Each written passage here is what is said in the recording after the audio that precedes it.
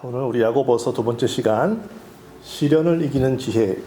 오늘 지금 우리가 읽었던 2절부터 12절까지 말씀은 우리가 지난 시간에 우리가 말씀을 들었어요. 첫 번째 시간 말씀에 야고보서는 시련과 고난에 대해서 먼저 이야기를 하고 있어요. 그러니까 2절에 보시면은 내 형제들아 너희가 여러 가지 시험을 당하거든 온전히 기쁘게 여겨라.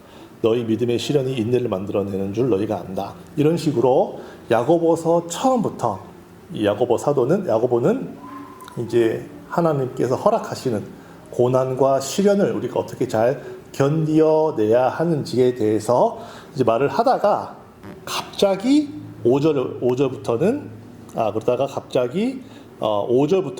지혜를 말하고 있어요. 지혜.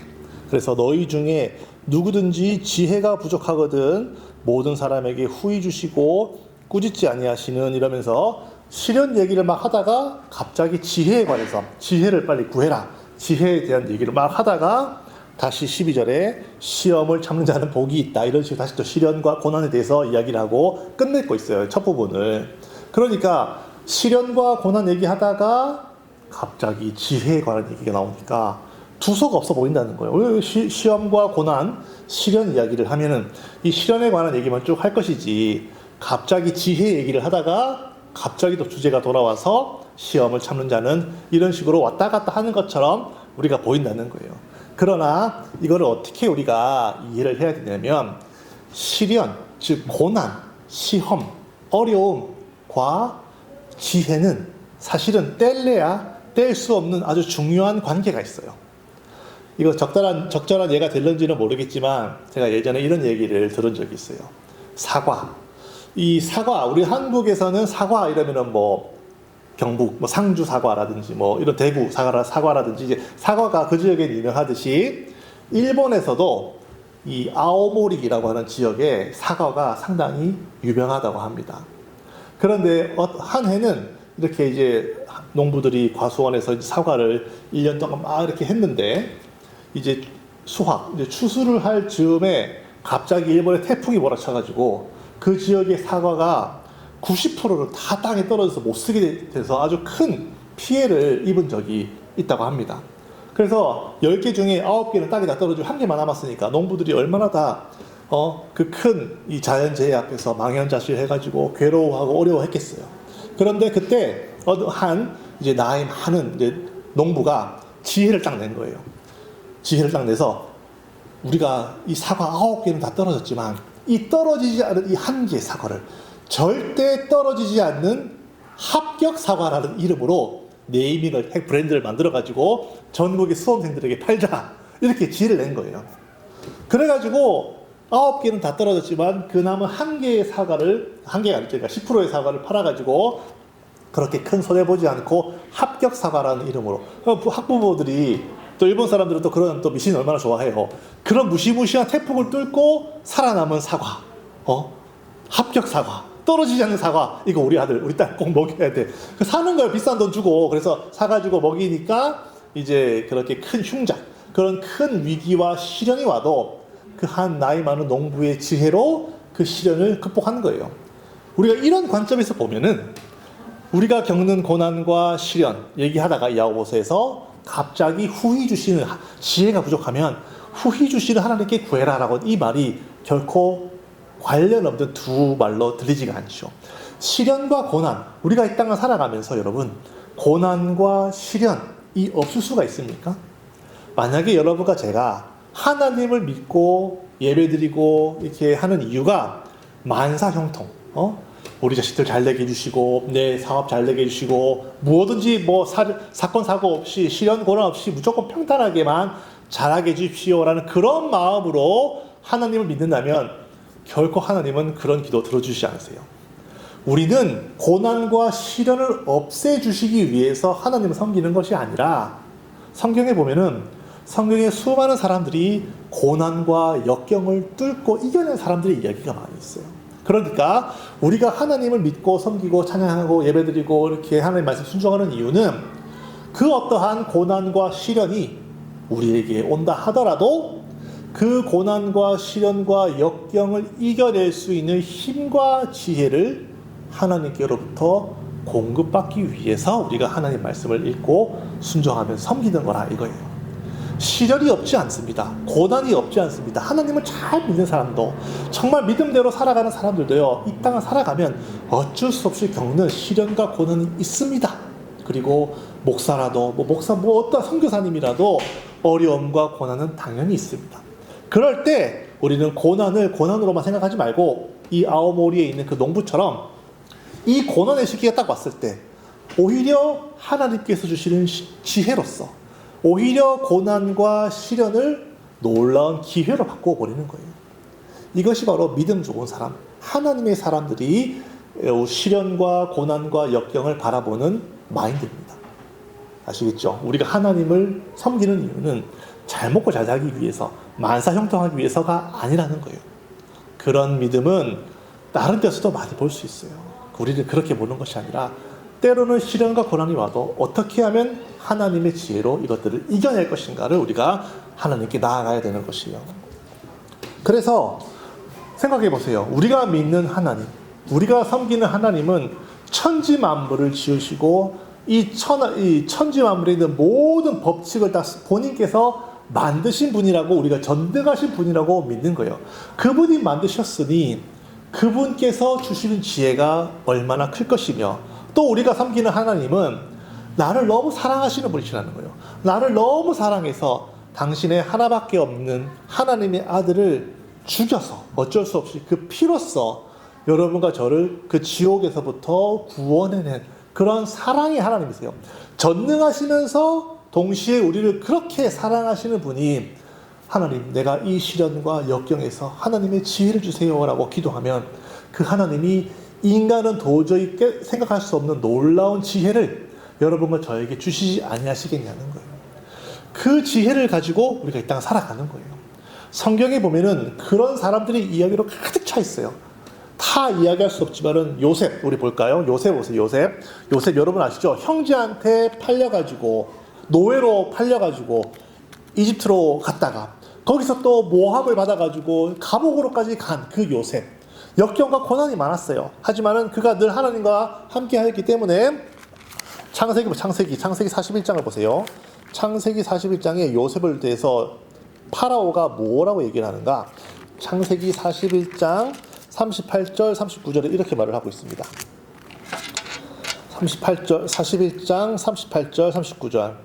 파라오, 이집트의 황제 바로가 그의 신하들에게 이르되, 이와 같이 하나님의 영에 감동된 사람을 우리가 어찌 찾을 수 있으리요 하고 요셉에게 이르되, 하나님이 이 모든 것을 내게 보이셨으니 너와 같이 명철하고 지혜에 있는 자가 없도다. 지혜, 여기서 또 지혜.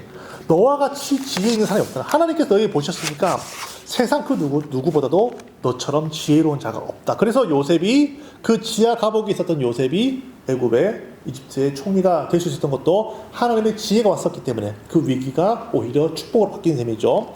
뿐만 아니라 다윗, 다 아시겠지만 다윗도 얼마나 많은 고생했습니까? 다윗도 마찬가지 평가가 있어요. 다윗도 사무엘상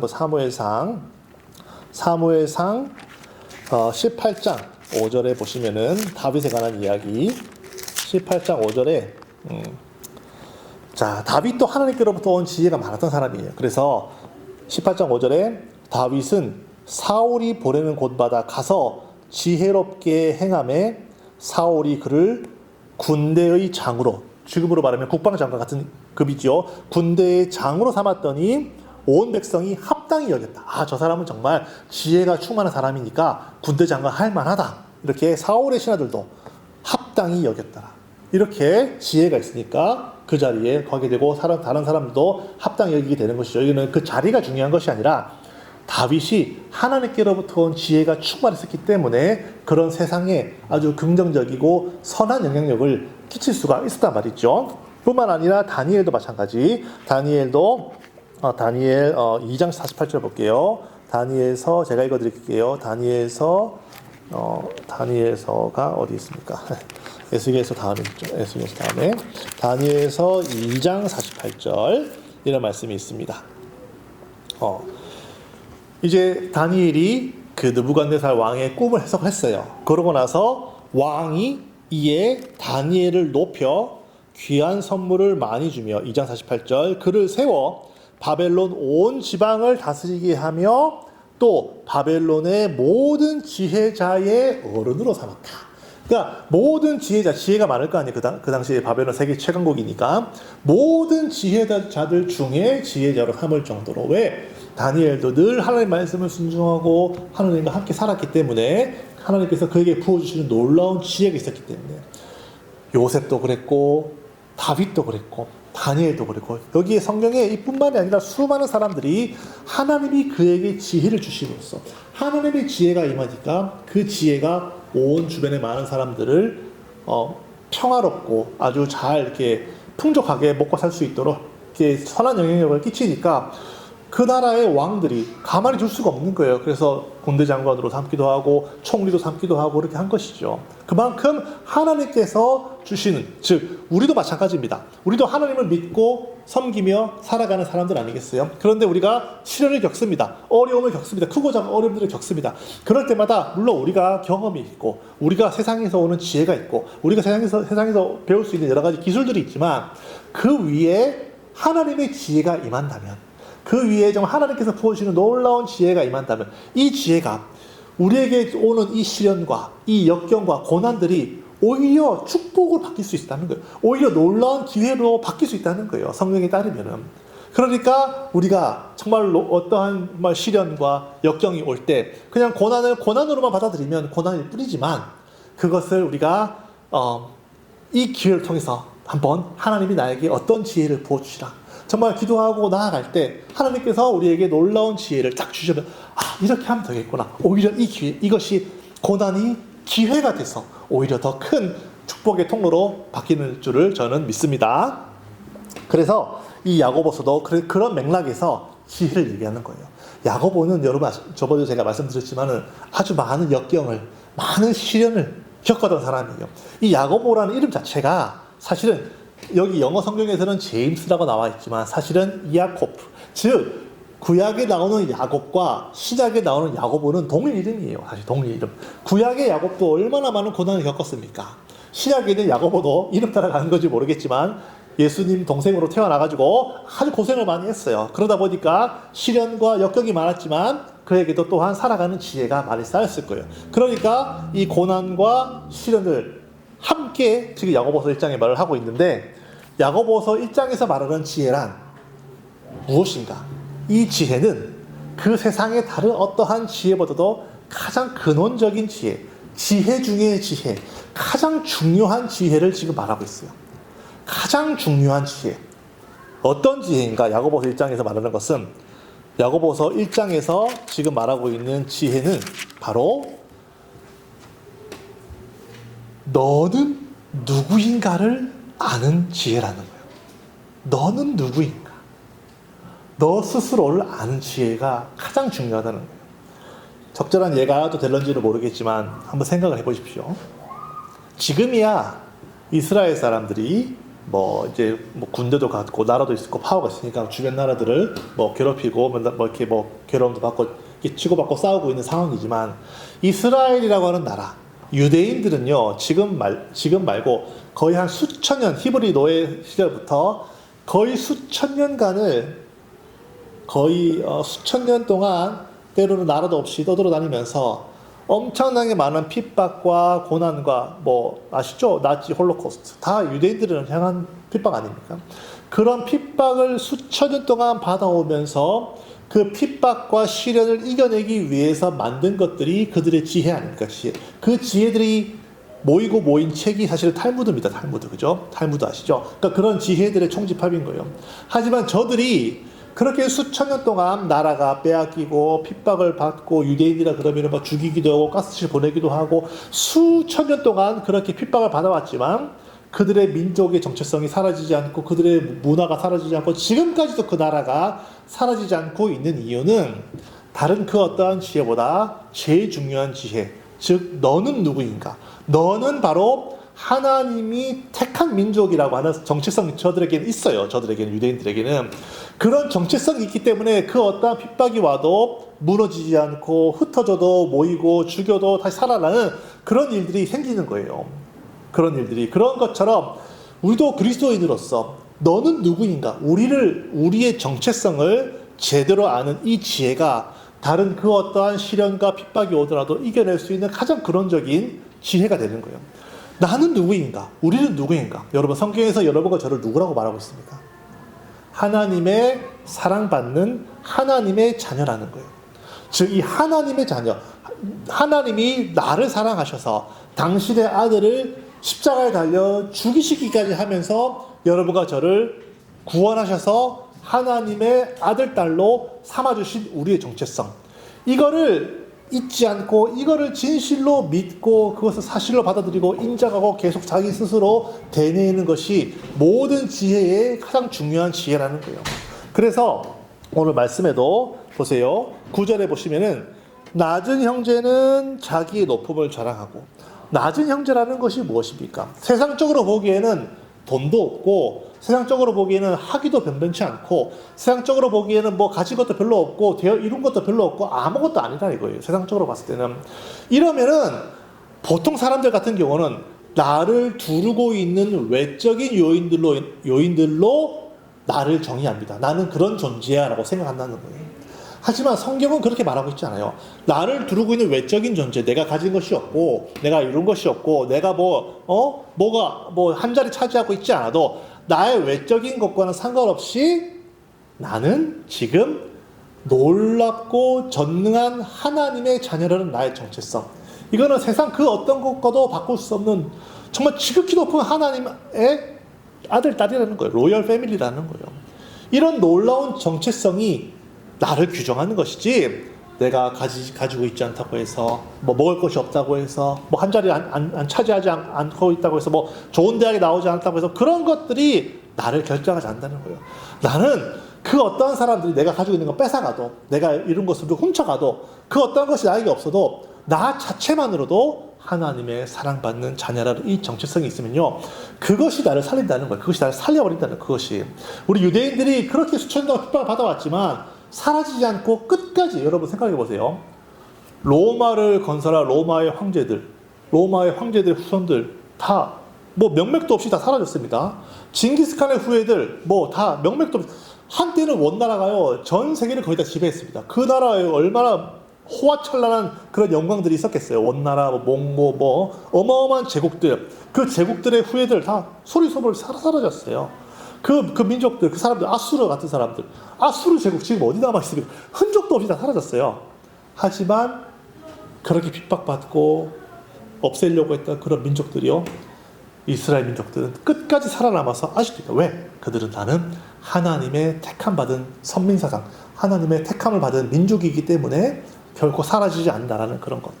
마찬가지, 여러분과 제가 겉으로 보이는 것으로 여러분 스스로를 규정하지 말고, 우리는 이미 하나님이 나를 사랑하사 자기 몸을 버리신 예수 그리스도, 그분이 나를 구원해서 하나님의 자녀된 그 정체성이 나에게 있다는 것이에요. 그것을 믿는다면 비록 오늘 좀 내가 직장에서 좀 괴로움을 당하고, 비록 내가 어떤 시험에서 떨어지고, 내가 뭔가 좀 일이 좀 잘 안 되고 넘어지고 그럴 수 있습니다. 하지만 그것이 내가 아니라는 거예요. 그 실패한 것이 내가 아니라는 거예요. 나는 하나님의 사랑받는 자녀라는 거예요. 전능하신 하나님. 제가 이 말씀을 준비하면서 제가 늘 좋아하는 찬양이지만 항상 또 이거 말씀 준비하면서 제가 들었던 찬양이 있어요. 제가 정말 좋아하는 찬양인데요. 하늘소망이라는 찬양이 있어요. 그 민호기 우리 목사님이시죠. 그분이 이제 쓴 곡인데요. 가사가 이래요. 나 비록 지금은 땅을 버타여 살지라도 내 영혼, 가사가 뭐였죠? 안 부르니까 가사 생각이 안 나네요. 나는 지금 비록 땅을 버타며 살지라도 내 영혼 저 하늘을 디디며 사네.